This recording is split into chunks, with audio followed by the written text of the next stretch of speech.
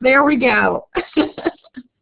Okay, so we are in week 3 of BUS 2213 Principles of Business. I hope you're feeling good with the format of the class. You've got the idea of what I am as your instructor, and you're starting to make your plans as far as your final project goes. So I know we have a lot going on right now, and there's a lot going on just at this time of the year in general as well. So on to our announcements. Week 3, by Sunday, wrap your head around the idea that we'll be 75% complete with our course by then. Almost over. And keep up the hard work and don't slow down, because our final week of our course, if you haven't thought ahead a little bit already, is actually Thanksgiving week. So of course we would not have chosen to end a class during Thanksgiving, but that's just the way our schedule has landed this year. So our last day of class is Sunday, November 27th, and that's why it's so important right now in week 3 that you guys start working ahead and making plans, because I know I'm going to have some people that are on the road for the holidays that are maybe having big dinners at their houses off and on, all the things that go on. I want you to be able to set yourself some goals so that you can actually relax with friends and family on those days.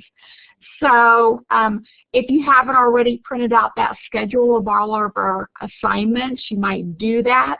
Mark off all the things that you've done, because just that simple act is an amazing feeling of knowing that you have completed, you know, half the course already, and that you've already turned in Tuesday night's assignment, and you've already posted your first initial post to the week 3 discussion board. So you can mark all those things off your list if you've done it. Then also, looking forward into week 4, this week you might go ahead and make your week 4 discussion post, the initial one, so that it's done. Something else you won't have to think about next week. And again, work on those mini goals that we have for our project to try to get some more of that accomplished before next week. Because I know how quickly our days can roll by, and all of a sudden it's Sunday at midnight and you've still got things to turn in, but you've got to get those turned in by Sunday at midnight. Oh, hi Taylor, how are you? No problem. And did Amber get back? Yeah, there's Amber, good. Let me write your name down real quick. Fantastic. No, never worry about coming in late. Good, good. Yeah, no, never worry about coming in late, even if it's halfway over. At least you'll get to sit through a little bit of it. So where was I at? Holidays, making mini goals, getting your final project worked on and out of the way, have assignments submitted early that you can, and be sure and don't treat any assignment as optional. All those points are so important to your final grade. I just have to say really quick too that you guys overall, this group of students that I've had in BUS 2213 has so far been really amazing. I normally have a certain percentage of students that it's hard to get to turn in assignments, or maybe they're missing a lot of the due dates, or, you know, sometimes by week 3 I have students that are still MIA, they haven't signed in yet. You guys have been on the ball, turning in assignments, and doing a great job. Assignments that meet that 3-sentence minimum and then go beyond. So I just want to tell you guys that there's something about this little group of students that you really stand out. You're doing a fantastic job, and I intend to pass that along to your next instructors too, so that they know they've got a great group coming up. So keep it up. Keep it up. You're doing good. That's what I'm trying to say.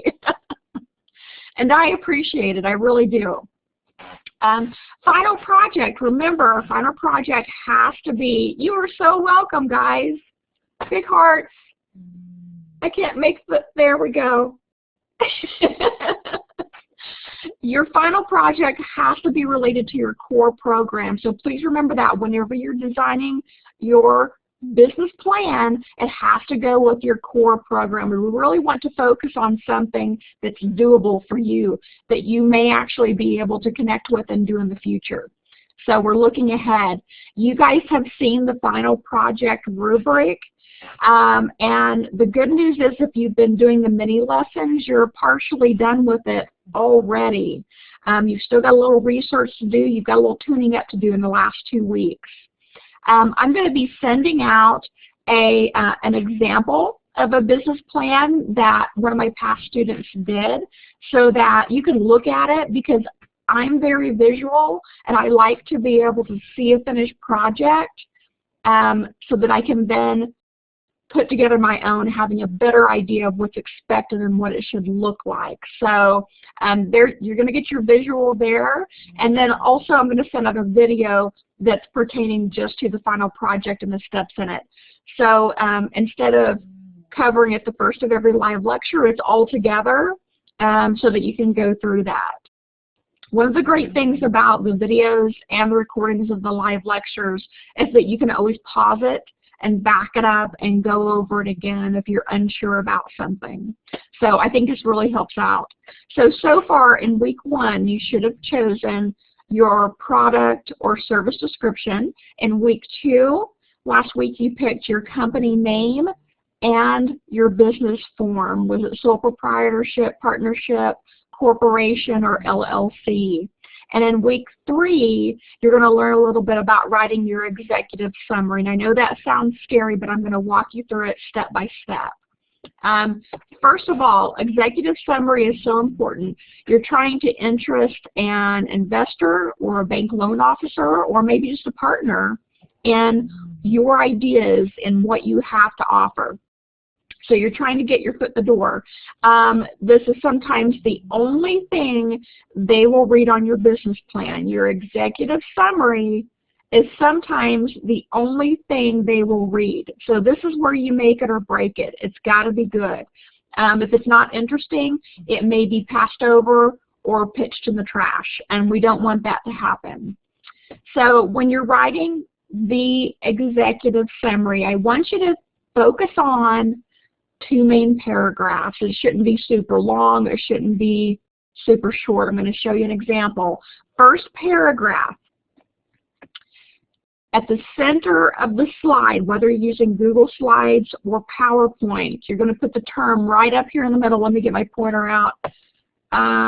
Use the sunshine. Right up here in the middle of your slide, you're going to put executive summary so that they know what it is. And for me, as I'm grading, I know exactly what it is as well. Then in the first paragraph, with the business name, you want to put the business name and your proposed location, the exact location. Get it down to a street address if you can. Not just the state or general location. You want to pick an exact location. C, you want to present a problem and solution. Explain the problem in the industry sector that you are attacking, because every business tackles a problem in one way or another. Personalize it so that even the least knowledgeable investor for this industry gets it quickly. Somebody shouldn't have to be a specialist in your core industry to understand what you're presenting in that executive summary. You don't want to go over people's heads. You want them to easily understand what you're presenting. The website B-Plans suggests that if the purpose of a business plan is to find investors, you're needing money, then you should say so in your executive summary. Or if you're seeking a small business startup loan just to get going, state that in your executive summary. Okay, so you should have one or the other in there. And lastly, if you can't say it in 30 seconds or less and have your mom understand it, then you don't know it well enough yourself. So those 2 paragraphs, about 30 seconds, and read it to mom if you can, read it to dad if you can, read it to someone that isn't majoring in your core area to see if it sounds good. Okay, so here is the second paragraph. And don't worry, we're going to go back and look at an example in a minute. I know this is a lot of information, but please remember, again, this is being recorded. Go back to this section if you need to and read through each of those tips. In the second paragraph, include your target market, who will buy your product or your service. If there's a certain background or age group of your target market, state that. And you're also going to list in this second paragraph summary your competitors and the competitive advantage that you have, what makes you different, who's your competition in the area. If you don't have direct competition, find that competition in a nearby town or a nearby state if you have to, because you're going to need that for your business plan. How will you go above and beyond? What makes you different, right? So I've told you guys before that I ran a natural cleaning business called Naturally Clean, and I could have just cleaned houses, but that would have made me just like anyone else that cleaned houses, and probably similar salaries as well, around $10, $15 an hour. So what I did, though, was with my natural cleaning products, I made them all from scratch, and I did custom scents, and I focused on natural cleaning versus chemical cleaning. Made $20 an hour that way. So sometimes you need that little extra boost to get you there that makes you a little more special. Next, here is a good example of an executive summary. Executive summary at the top. This one's for a website, ClassJunkie.com, and here's your specifics. So think about what we just covered. ClassJunkie.com is an online service that will be developed and managed from my home office at 123 South Main in Broken Arrow, Oklahoma. So I've stated its name and its exact location. ClassJunkie.com will allow, and this is a great place when you're featuring your product or service. You can use bullets, you can use numbers, you can use letters. The main thing is that it's very easy to read, it's easy to skim over. So A, teachers to offer and manage courses, B, students to find courses, and C, a marketplace to sell, buy, rent course materials. So that gives you an overall view of what's needed. Lack of centralized online resources makes it difficult to find adult courses and after-school programs. Instructors can't afford or don't use SEO, PPC, social, or digital marketing. ClassJunkie.com online course catalog lets people find local, on-site, offline classes. So we're stating what the problem is and what the solution is in that paragraph. Next, a little statistics. 44% of U.S. adults over 16, which is about 106 million people, take classes, and you're one of them. Adults pay an average of $101 per class. 90% of parents, 134 million, want after-school activities for their children, and they pay an average of $109 per week. Corporate and government training averages $800 per person. So you can see there's a big market here. The annual learning tax credit is $2,000 per person. Our 4 main competitors are, and they've stated their main competitors. Now, no competitor has class scheduling, instructor profile, student feedback, or offer rent venues for courses. No competitor allows students to buy, sell, use class material. This will be what sets us apart from the rest. So this executive summary, you know its name, where it's at, what it's solving, some statistics involved. If you want to include that, you can. And their competitors and what makes them a little different from the competitors. So you guys get the general idea. This is probably one of the toughest things to put together in the business plan. So you do want to start on this soon. You do want to think about it. Don't just sit down and try to write it in 10 minutes because you'll need to sort of think about it a little bit and maybe write it and then go back and make changes as well. Okay, here's an example of a horrible executive summary. I got an idea for an awesome business. I don't really know what the name will be or where it will be located. We will make things that is different for people who like different things. 97.3% of people like different things. We will have no competition because we rock. You should probably give us some money. So you tell me, what are some of the things wrong with this executive summary? And there's tons. But it's always a good idea to be able to analyze a bad one versus a good one. Spelling and grammar is awful. That's right, Rutina. Horrible spelling and misspelled words and bad grammar jump off the page like crazy. Yeah. What else, though? What are they specifically missing?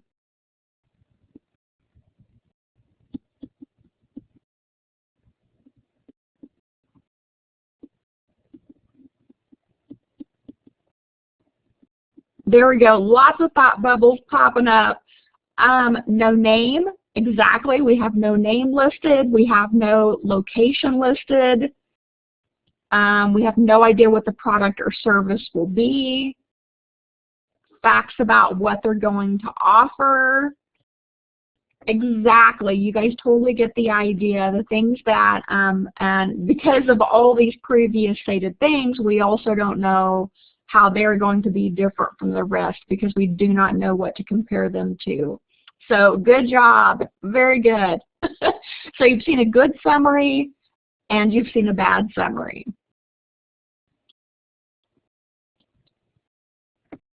And here's a few more too. We rock. You know, Zoe, you do. Don't you love that spelling?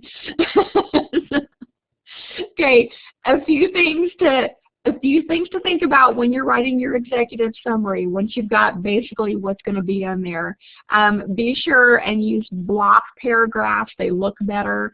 Single spacing, double spacing between paragraphs, make them stand out, make them easier to read, and do not indent the first sentence.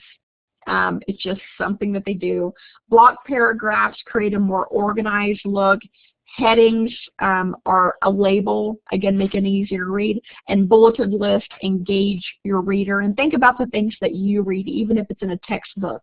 You would rather read a bulleted list of items than you would go through 3 or 4 paragraphs to find the main points, right?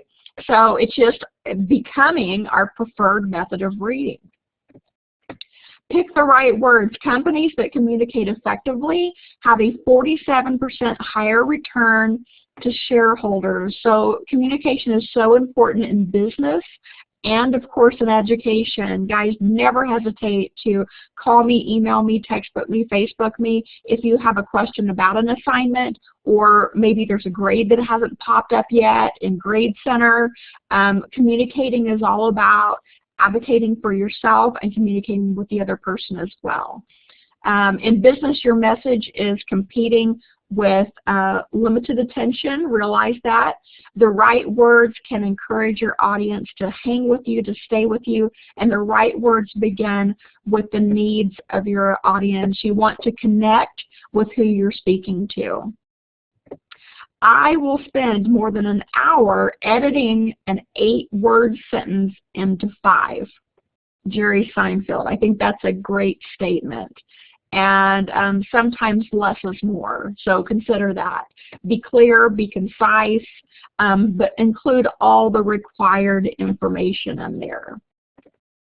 Pick the right words, avoid slang and bias. Don't alienate yourself by using slang in any form, written or verbal, especially if you're presenting yourself as a business professional. Avoid gender bias, age bias, race, ethnicity, and nationality bias, because we are all humans. Okay, don't make grammar goofs. We've already talked about this. That was That's my dog barking in the background. Sorry about that. You've all met Ringo now. Grammar groups can distract the reader, so can barking dogs.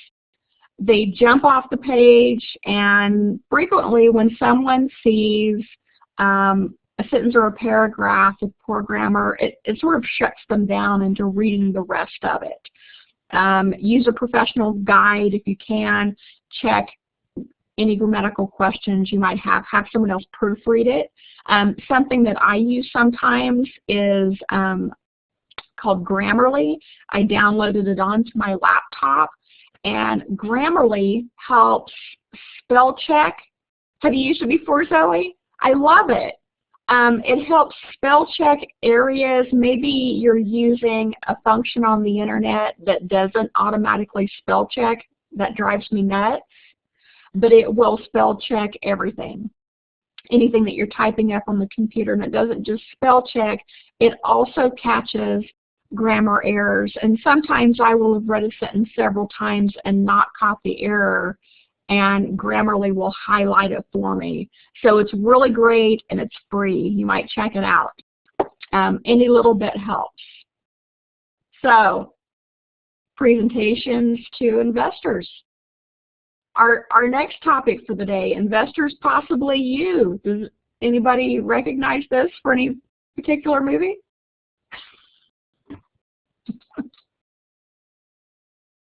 Yes, yes, Zoe. So, pretty famous section of this movie, and you have to know that there's actually some things that they really did good. As far as their presentation goes, they practiced, they had visual aids, they were dressed well. Some of the other things didn't go great. So when you're presenting your business plan, let's pretend like this one that you're building may happen someday. So let's say you're showing up with your business plan with a potential group of investors or bankers. Be on time. This means being a little bit early, not too early. 10 to 15 minutes is the general range there. Be prepared. Bring extra copies of your plan. It's better to have too many than not enough. Look good. First impressions count. I always say look vanilla. So vanilla is like clothes, and shoes are neutral. Hair should be up if you have longer hair. I know this sounds old-fashioned, but hair can be distracting. It can be flying off on one side. It can be getting in your mouth while you talk. So it's good to just have it up and out of the way. Medium makeup, medium jewelry. You know, church clothes is the general norm. So does it mean you have to have on a skirt if you're female or a full suit if you're male? No, it doesn't. But definitely you're going a step above jeans and t-shirt here. You also want to smell good, and I hate that I even have to bring that up, but I do. Smell good, sound good, and be ready for a lot of questions that you may or may not have the answer to. A new look at dressing for success. Here's the thing, we've got lots of tattoos out there. A visible tattoo can increase your credibility in some jobs. You guys give me some examples of that. In some jobs, having a visible tattoo may be a positive thing.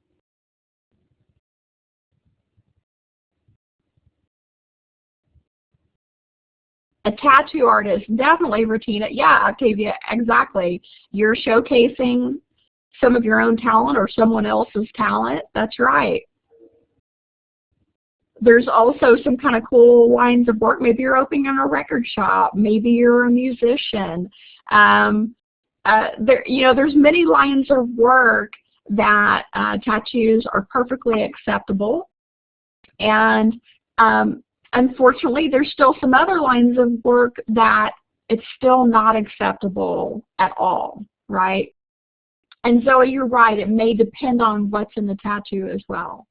My husband works for a college out of Joplin, Missouri. 4-year college, they have a nursing program. And Still, to this day, if you have a visible tattoo below scrub length, so short sleeve scrubs, or that shows on your neck, hands, anything that wouldn't normally be covered with a typical scrub top and pants, you cannot get into the program. It doesn't matter if you intend to wear long sleeves to cover up arm tattoos, you still cannot get into their program. And you may run into this with employers as well. So you do have to think about what line of work you're going into. Your appearance is a powerful form of business communication. I've heard it takes 3 minutes for someone to evaluate you on your appearance. That's the approximate time.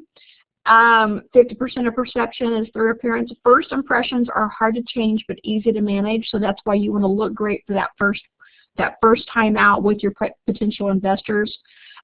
Don't let how you look get in the way of your success on a job. Being an individual is great. I'm all for it. But maybe for this presentation, you got to tame the hair down a little bit, maybe wear more conservative clothes if needed, and definitely take a shower. Remember, smell good. Okay? Active listening, the great divider. I love these numbers. 85% of our learning is derived from listening. And if we break this down, the chart over here, percent of time spent listening, this was a real eye-opener for me. An hourly employee spends about 30% of their time listening. A manager spends about 60%, and an executive and a top salesman spends about 75% of their time listening. Now, you would probably think that it would be exactly the other way around, right? That executive and top salesmen are spending more time doing than listening, but listening is one of the most important things they do to get feedback, to find out what needs to be changed, where the improvements can be made, listening to what's going on the sales floor. So the top salary earners there tend to be the best listeners. 10 tips for dynamic delivery. We're just almost done here, guys, and then we'll go back and pick up some questions because I know you may have a few as we go along here. When you're getting ready to do the presentation, practice, know your material, but don't memorize it. So you want to have your business slides down well.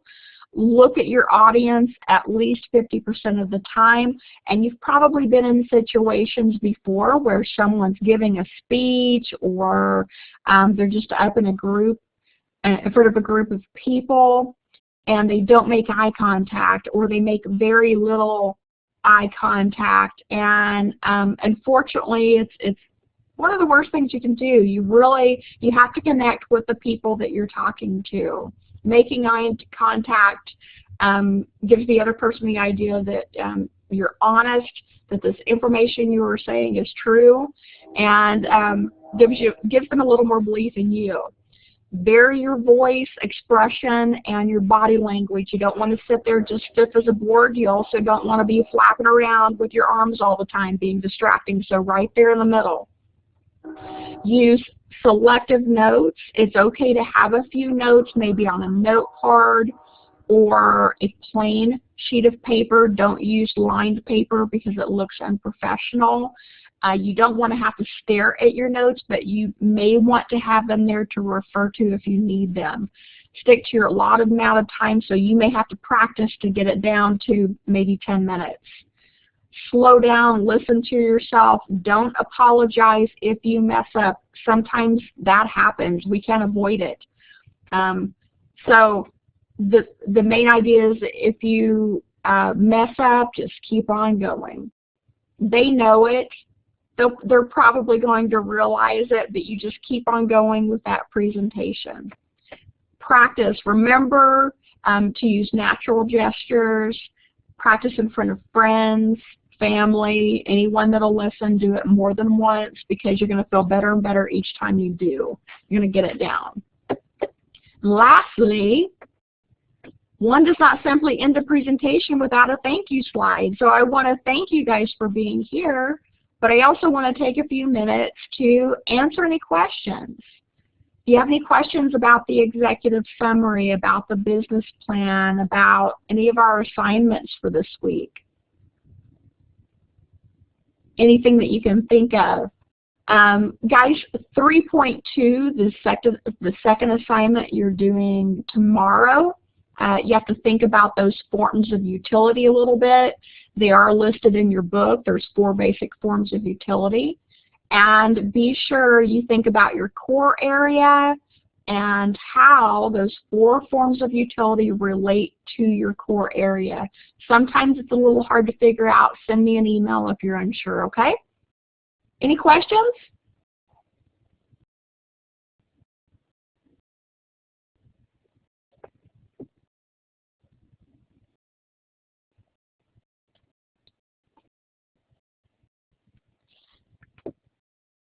Covered most of it. Fantastic. Okay, good. Hey, that's my goal right there. Hey, if there's no more questions, you guys are welcome to go on with your day. Enjoy it. Soak up a little sunshine when you can. Bye, Jessica. Glad you could make it. Thank you.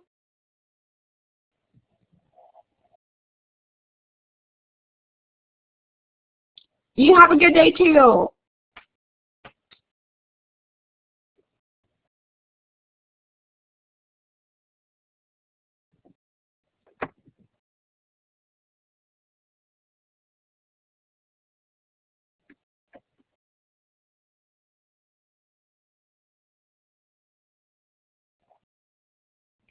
Taylor or Octavia, did you guys have any questions, or are you good to go?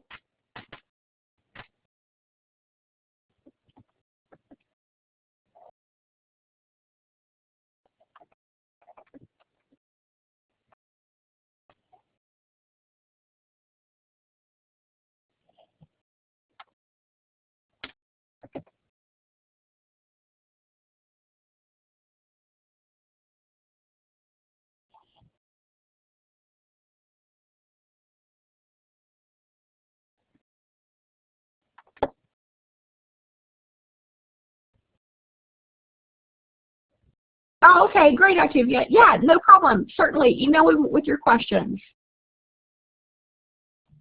That'd be great. That's the best way. Thank you.